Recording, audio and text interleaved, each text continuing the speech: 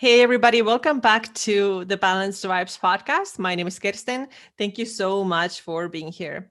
Today, I wanted to talk about why it's sometimes better to take a step back before you can take 4, 5, 10 steps forward when it comes to your fitness and health. I wanted to talk about it because we live in this world of instant gratification and we want to get everything super quickly. That's why we're doing quick diets. That's why we are hammering our bodies with too many workouts. I've seen a lot of people who don't work out and then they start doing 6 workouts a week and eventually doing nothing because it's just too much. We want to get things super quickly. And it doesn't often work. And especially it doesn't work for those who are already feeling a little bit burnt out or a lot burnt out. These people have to often take a step back before they can speed things up and start getting the results that they want to get. So, who am I talking about? I'm talking about a person who's already stressed out. And I did an episode on stress and how that can stop you from getting results that you want in episode 140. You can check that out. But a lot of the times, this person who wants those results and wants them quick is already chronically exhausted, but doesn't want to look at it.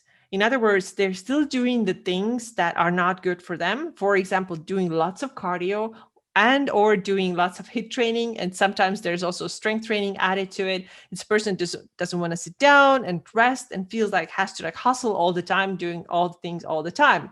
Can also do lots of fasting, skipping meals, all that kind of stuff.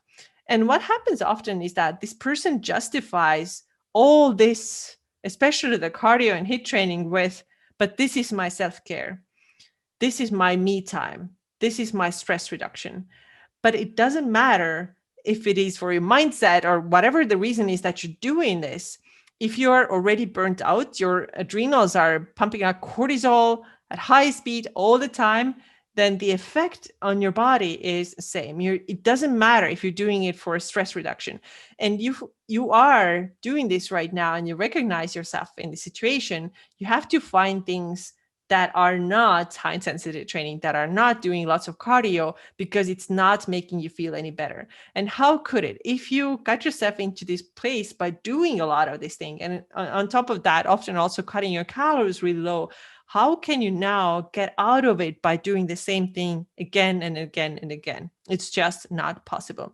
So today I want to offer you some specific tips and tools that you can start doing that may feel like one step back, but eventually will help you to speed up so that you can start getting your results. And before I get to these points, I want to share with you an experience that I had this morning. It was so much fun, and I just cannot not tell you about it. So a former client of mine was in town. I live in Phoenix, and she was traveling from Luxembourg. And she worked with me for 9 months. We worked on macronutrition and strength training, and she got phenomenal results exactly doing what I'm teaching you in this episode to do, taking a step back in order to speed things up and get the results that she wanted afterwards. So her situation when we started was that she had done sometimes even like 3-day fasts. She was eating very low carbohydrate diet. She did lots of cardio. She did only cardio training, and she was exhausting herself constantly. She also had issues with her cycle. Those were resolved pretty much by the time she came to me.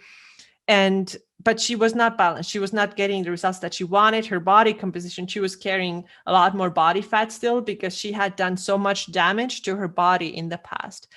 And we got her to a lot better place. We were able to take her out of that calorie deficit and increase her calories up to 2,700. And she's feeling phenomenal now. Now, we haven't worked together anymore, I think the past 3 months, because she now knows how to feed her body, how to fuel her body. She's now on this like forward going journey, right? Like I said, we had to take a little step back in order to go forward. And she's doing phenomenal. Today, when I saw her, I was like, oh my God, like this is awesome. Not only does she look really fit, extremely fit and strong and like an athlete, the energy and the joy that she had was I don't even know, like 180, complete 180 from what I saw on our first coaching call. And seeing her in real life and kind of like being part of this energy that she had, it was so wonderful. And when she actually told me that you are the person who changed my life or even saved my life, this really makes me kind of tear up a little bit. And this is not to make myself look so cool or make myself really important, but I am happy that I was able to witness something like that. And so if this was possible for her, then it's going to be possible for you too. If you right now are feeling that you are exhausted and if you're tired, then you have to you have to fix that first before you can move on with your fitness goal. And yeah, this girl, we had a lot of fun today. She was in town. She lives in Luxembourg. I'm in Phoenix. She came here to do an ice bath. And I mean, this is not the only reason why she came here. She came here to visit her grandfather. And then also she knew that I'm in Phoenix. She asked if she can do an ice bath with me. As you know, I'm a big fan of it. And she was too. She sat in this ice bath like a boss that she is. Absolutely amazing. We had such a good time. We laughed, we hugged. It was so good. And she was a totally different person compared to where she was when it first started. So I hope this gives you hope and is helpful. And now I want to get to kind of like some of the symptoms that tell you that you are kind of fried. You're done, and you need to probably take it a little bit easier before you can start bumping up your workouts again and so on. So if you, for example, you're feeling wired and tired all the time, you have maybe some sleep issues going on. Maybe you have a hard time falling asleep or staying asleep, or you feel like no matter how much you sleep, you never feel rested. Your hair might be thinning. Your skin might be looking kind of unhealthy. Maybe it's too dry. If you have constant brain fog, your mood is low, your libido is low, and you are also eating relatively low calories. What is low is different for everybody, but let's say that you are not even like reaching 1800, 1900, you are still below that, then all these, you have these reasons and you're not healthy and you know that. So please don't justify doing the long cardio workouts and HIIT training by getting like feeling better. This makes me feel better. No, like you cannot recover from all the things that I just mentioned by doing more workouts. So next I want to give you some steps that will help you get out of it, that may feel like step back, but it is important that you do it, because when you are trying to quote unquote fix things from this very broken, well, actually I don't want to say broken, that sounds really bad, but from this not great place, you cannot make these change happen. You have to heal yourself first. So my first piece of advice for you would be to lay off cardio and do some relaxing movement instead. I know your brain is probably going a little crazy right now. What do you mean I cannot do all this cardio anymore? I just have to like lie down and stretch. But this is going to be very helpful for you to calm down your nervous system and send it the signal that you are okay, that you are not in danger, because we've talked about overactive nervous system before. And this is what it literally thinks if you're chronically overdoing cardio while already being really fried. So accept this, that sometimes stretching, mobility, yoga is better for you than cardio. And if you are in this really burnt out state, I would not do cardio training. I would not do HIIT training either. My next point is to sleep all you can. Yes, even if it means that you're going to skip that 5 a.m. bootcamp class. I know it's like a badge of honor. It's like sign of like extreme willpower and dedication. If you show up at 5 a.m., even though you got to bed at 1 a.m., this is not helpful for you. You're only making the situation worse. You're only putting out more cortisol, more stress hormones. Your adrenals are going to need more support. So please stop those early workouts and sleep instead. I know sleep can be difficult, so do your best to at least stay in bed for 8 hours, right? Get some rest, get as much rest as possible, and prioritize that over workouts. Now, when it comes to strength training, can you still do something?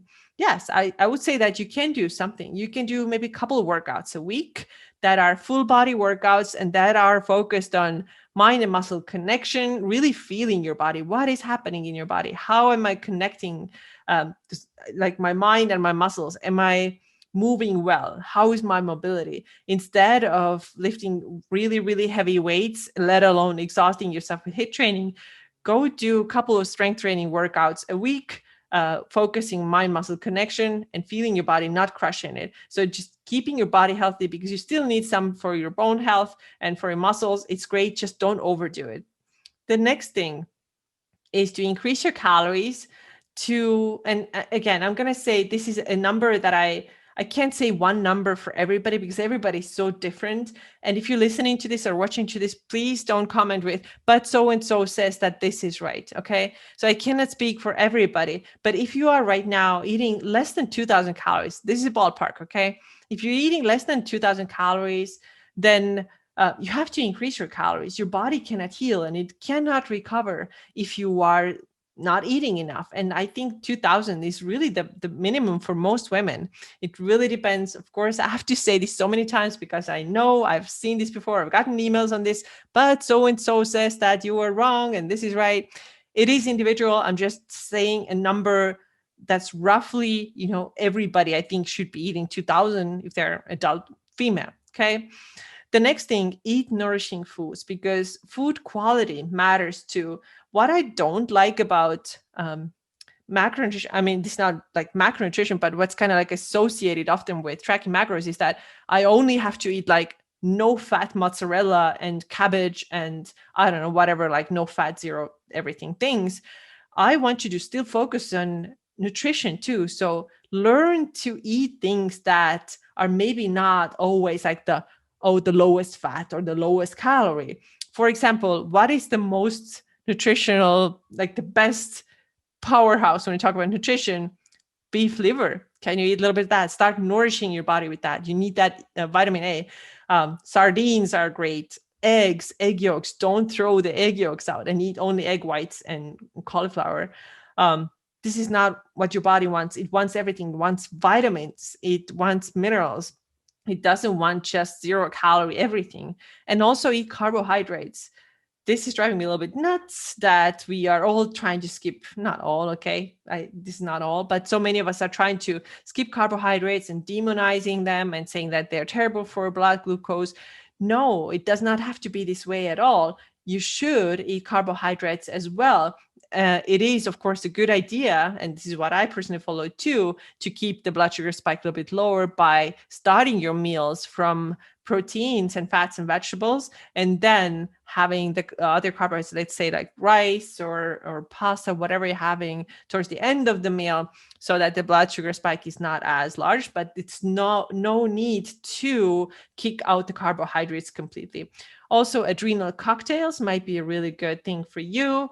Adrenal cocktails are basically, it's a little shot, little drink to shot. When I say shot, non-alcoholic, obviously, a drink to support your adrenals. What you put in there is fresh orange juice, and then a little bit of coconut water. You can do like, 2 ounces, 4 ounces, and then a little bit of salt. I like to use Element electrolyte powder. I put half of that little packet in there. And this is really nourishing for your adrenals. You also get potassium from it, which is great. So your body loves that. It is carbohydrates, yes, but remember, carbohydrates are not bad. They are good for you, especially if you're an active and fit person.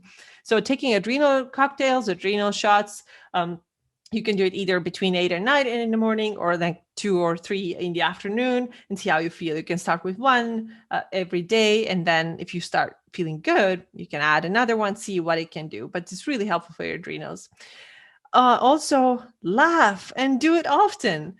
Get yourself in a good mood. Like, watch stuff that makes you feel good. Laugh with your partner. I don't do the stuff that just makes you feel like at ease. Life is good. You know what? Life is supposed to be good for you.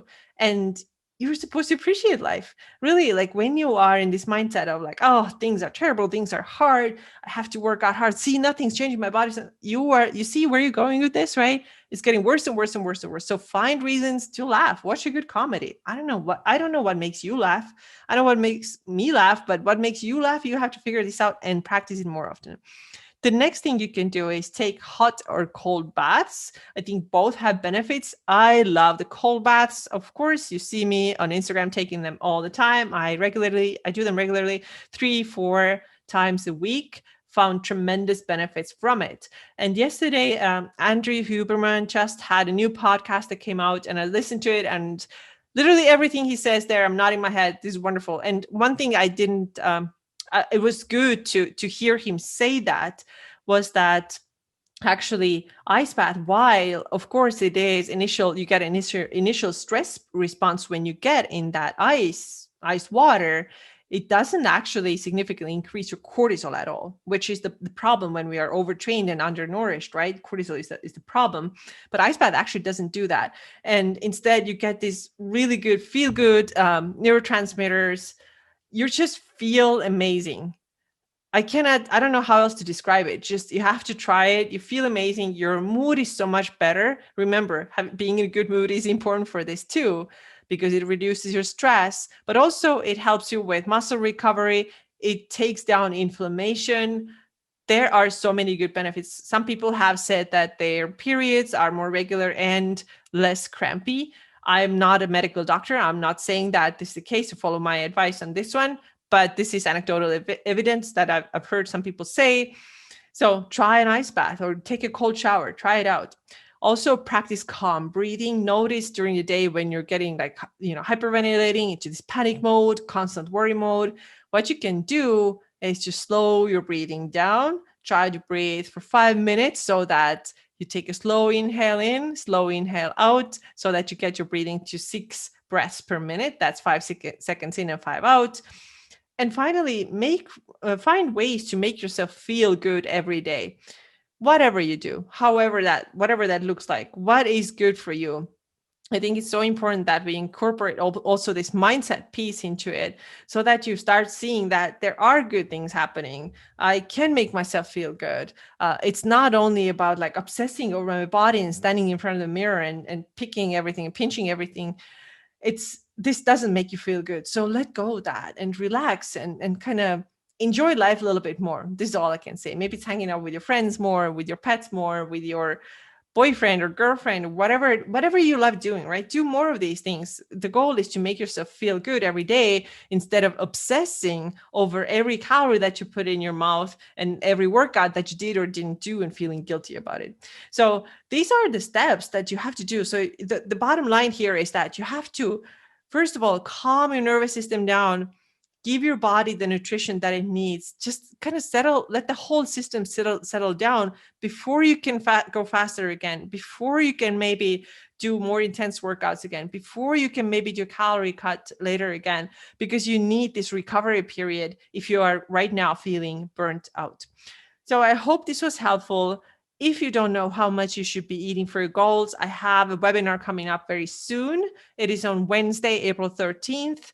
And 5 p.m. Pacific, 8 p.m. Eastern. And on this webinar, I'm going to share with you how to know how much you need to eat for your goals, how much protein you should be eating your goals, so that you can start getting results that you want to get. A lot of you are undereating right now. Some of you who are listening might be overeating right now. It's going to be beneficial for all of you, because I'm teaching exactly you, how to find out your unique goals and what you have to do in order to start getting results that you want to get. So sign up for this webinar. Link is everywhere. My YouTube description, show notes, blog, Instagram, and so on. All right, this is it. I hope you found this helpful. Let me know if you did. And also make sure to check out the next video. If you're watching this on YouTube, it is somewhere here, up here. So check it out, and I will see you again very soon. Bye-bye.